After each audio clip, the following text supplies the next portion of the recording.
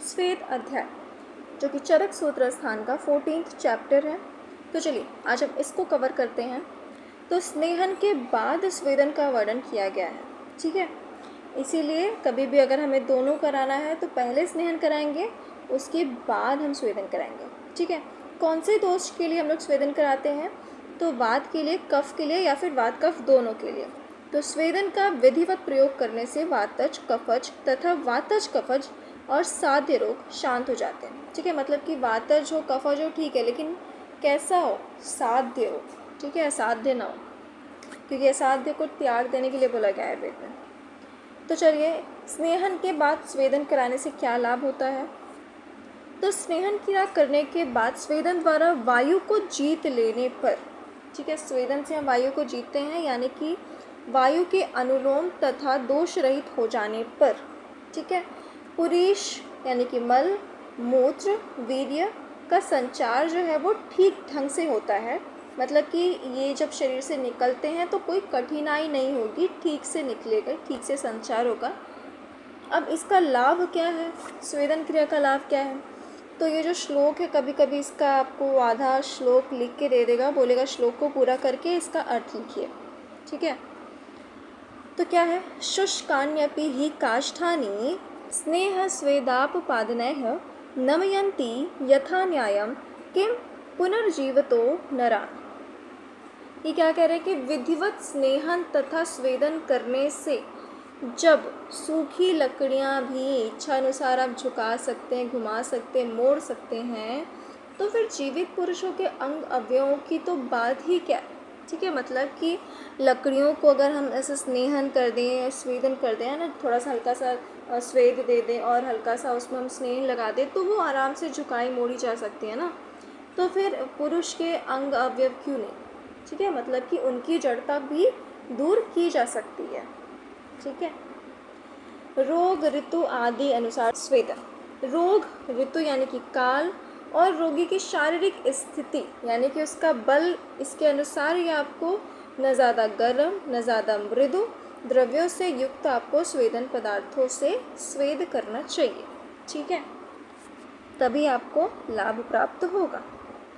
अब यहाँ पे अगर हम बात करें रोगी के शारीरिक स्थिति को देखते हुए, तो स्वेद जो है वो 3 टाइप का हो जाएगा: महास्वेद, मध्यम स्वेद, दुर्बल स्वेद। महास्वेद में क्या होगा? ऐसे व्यक्ति को देंगे जिसका व्याधि क्या हो? बलवान हो और शीतकाल चल रहा हो और शरीर भी उसका बलवान हो। मतलब कि रोग भी बलवान है, रोगी भी बलवान है और ऋतु भी कैसे चल रही है? शीतकाल चल रही है, ठीक है। मध्यम में क्या हो जाएगा? सब कुछ मध्यम है, रोग भी मध्यम है, शरीर में भी मध्यम बल है उसका और शीत भी मध्यम है। दुर्बल में सब कुछ दुर्बल हो जाएगा, रोग, रोगी का शरीर और शीत सब दुर्बल है। अब इसके अलावा आप दोष के अकॉर्डिंग भी भेद अगर बनाना चाहें तो वात कफज यानी कि द्वंद्वज रोग में, वातज रोग में, कफज रोग में, ठीक है। तो अगर दोनों है तो स्निग्ध रुक्ष द्रव्यों से सेवन, दोनों द्रव्यों से सेवन करेंगे। अगर वातज है तो स्निग्ध द्रव्य से और कफज है तो रुक्ष द्रव्य से स्वेदन करेंगे, ठीक है। लेकिन अब इसमें कुछ चीज़ें हैं। कौन सी चीज़ें हैं वो? स्थान भेद से स्वेद विधि। मतलब कि हमने ये तो पढ़ लिया कि वात में अपने को स्निग्ध करना है और कफ वाले में अपने को रुक्ष करना है, लेकिन अगर आपका वात दोष का करना है लेकिन वो कहाँ पे स्थित है? आमाशय में स्थित है, तो आपको पहले रुक्ष करना पड़ेगा, क्योंकि आमाशय कफ का स्थान है और आपको पहले स्थान की चिकित्सा करनी पड़ेगी। तो आपको पहले रुक्ष पदार्थों से युक्त स्वेदन देना है, उसके बाद स्निग्ध पदार्थों से, ठीक है, क्योंकि आमाशय कफ का विशेष स्थान है, तो पहले स्थान की चिकित्सा की जाती है, ठीक है। तो अगर आमाशय में वात दोष है तो पहले आमाशय किसका स्थान है? कफ का, तो पहले कफ के लिए चिकित्सा करेंगे यानी कि रुक्ष से, उसके बाद वात के लिए स्निग्ध से करेंगे, ठीक है। सेम वैसे ही आप अपोजिट कर दीजिए पक्वाशय के लिए। पक्वाशय किसका स्थान है? वात का स्थान है, तो पहले हम वात की चिकित्सा करेंगे स्थान की, ठीक है। और भले ही उसमें क्या हो? कफ दोष बढ़ा हुआ है, लेकिन हम पहले चिकित्सा किसकी करेंगे? वात की। क्यों? क्योंकि पक्वाशय जो है वो वात का स्थान है, तो पहले स्थान की चिकित्सा देन दोष की। तो वात के लिए स्निग्ध और कफ के लिए रुक्ष द्रव्यों से स्वेदन देंगे, ठीक है। अब देखो स्वेदन दे तो रहे हैं, लेकिन आपको कुछ अंगों की सुरक्षा करनी पड़ती है। वृषणों यानी कि अंडकोश यानी कि स्क्रोटम, हृदय, दृष्टिमंडल यानी कि आँखों पर मृदु स्वेदन करना चाहिए या तो नहीं करना चाहिए। ठीक है, या तो मत ही करो, या तो करना है तो आपको मृदु स्वेदन करना चाहिए। वंक्षणों में आप मध्यम स्वेद का प्रयोग कर सकते हैं। ठीक है, अब इसकी सुरक्षा कैसे करेंगे? तो वैसे तो लिखी हैं कुछ चीज़ें, लेकिन मेरे लिए आप ये समझिए कि सुरक्षा करने के लिए आप क्या करेंगे, कोई भी ठंडी चीज़ रखेंगे। ठीक है, तो नेत्र की सुरक्षा के लिए क्या है? तो भली भांति शुद्ध, ठीक है, साफ और धुला हुआ वस्त्र का टुकड़ा, गूथा हुआ गेहूं का आटा, श्वेत कमल या नील कमल के पत्तों से आँखों को सुरक्षित करके पुरुष का स्वेदन करें। मतलब कि आप इनमें से कोई भी चीज़ ले सकते हो, या तो शुद्ध वस्त्र के टुकड़े को आप ले सकते हो, ठीक है, ठंडा करके, या फिर आप गूथा हुआ गेहूं का आटा ले सकते हैं, या फिर श्वेत कमल या नील कमल के पत्ते ले सकते हैं। ठीक है, हृदय की सुरक्षा कैसे करेंगे? तो जिस पुरुष का स्वेदन किया जा रहा हो उसके हृदय को शीतल स्पर्श वाली मोतियों की मालाओं से, ठीक है, शीतल कांसा के पात्रों से, जल से गीले किए हुए कमल पत्रों से, या फिर जल से गीले हाथों से उसके हृदय को बार बार स्पर्श करें। ठीक है, ये पीजी में भी पूछ लेता कई बार। ठीक है, उसके बाद है भली भांति स्वेदन हो जाएगा। ये आपको कैसे पता चलेगा? तो जब भली प्रकार से स्वेदन हो जाएगा ना, तो क्या होगा, शीत और शूल शांत हो जाएगा, शरीर की जकड़न और भारीपन दूर हो जाएगी, अंग आपका मृदु हो जाएगा और पसीना आने लगेगा।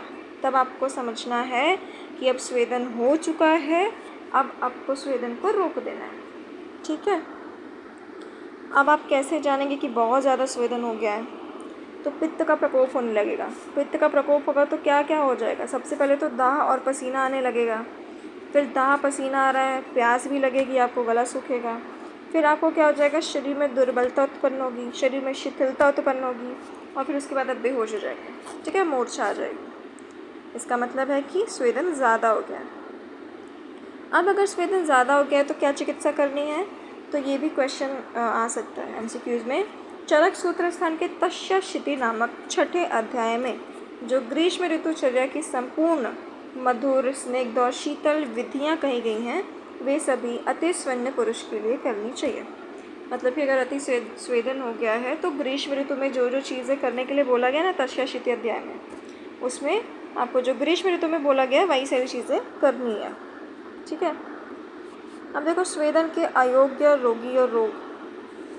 तो ऐसे कौन से पुरुष या रोगी हैं जिनको हमें स्वेदन नहीं कराना चाहिए? तो बेसिकली देखो, मैंने पहले ही बता दिया है कि स्वेदन किसके लिए है, वात और कफ के लिए। तो जो पित्त दोष वाले होंगे उनको स्वेदन क्या नहीं देना है। ठीक है, तो ये हमारे यहाँ पे हो गया कॉमन सेंस। तो पित्त वाले सारे रोग लिख दो।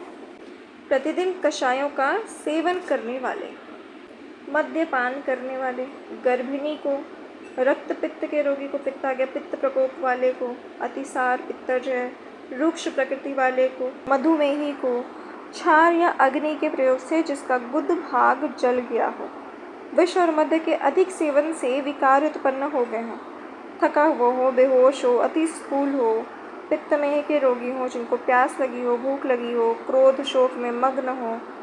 ठीक है, पित्तज और कौन से विकार होते हैं? तो कामला रोगी, उदर रोगी हो, छत युक्त हो, उरर छत हो मतलब कि लंग्स डिजीज़ हो, वात रक्त का रोगी हो, दुर्बल अत्यंत सूखे शरीर वाला हो, जिनका ओजो धातु क्षीण हो गया हो, तिमिर रोग से युक्त पुरुष को, मतलब कि नेत्र रोग से, आंखों के सामने अंधेरा सा छा जाता हो, तो ऐसे लोगों को हमें स्वेदन नहीं देना चाहिए।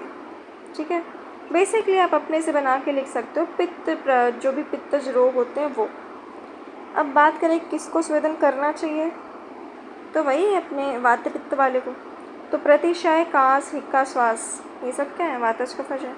शरीर में भारीपन का अनुभव होने पर, कर्णशूल, मन्या यानी कि गर्दन की शिराएँ, शूल और सिरशूल। ठीक है, मतलब कि कर्णशूल है, मन्याशूल है और शिरशूल में, स्वर भेद में, गलग्रह में, अर्दित में, एकांगवात, सर्वांगवात, पक्षाघात, मतलब कि एक अंग में पेन हो रहा हो, पूरे शरीर में वात का प्रकोप हो, या फिर पक्षाघात। इसके अलावा विनामक मतलब कि वात प्रकोप के कारण शरीर को विविध प्रकार से झुका देने वाले रोग, ठीक है, टेढ़ा मेढ़ा कुछ भी हो गया हो, पीठ की ओर से झुक गया हो तो बायाम, पेट की ओर से झुक गया हो तो अंतराम, ठीक है, मतलब बेसिकली टेढ़ा मेढ़ा हो गया हो, कोष्ठ में आना हो गया हो, विबंध हो गया हो, मूत्राघात हो गया हो, जम्भाई का विशेष रूप से आना, तो इन सबको क्या कराना है, स्वेदन कराना है, ठीक है। और भी चीज़ें हैं इसमें। चलिए, तो स्थान भेद से स्वेदन, तो धुआं से रहित अंगारों से तपाए हुए भूगृह यानी कि जनताक में तथा उष्ण गर्भगृह में तैल मर्दन करके प्रवेश कराया गया पुरुष जो है वो सुखपूर्वक स्विन्न हो जाता है, मतलब कि स्वेदित हो जाता है। तो अब आ गया आपके चैप्टर का मेन टॉपिक, स्वेदन के 13 प्रकार। बेसिक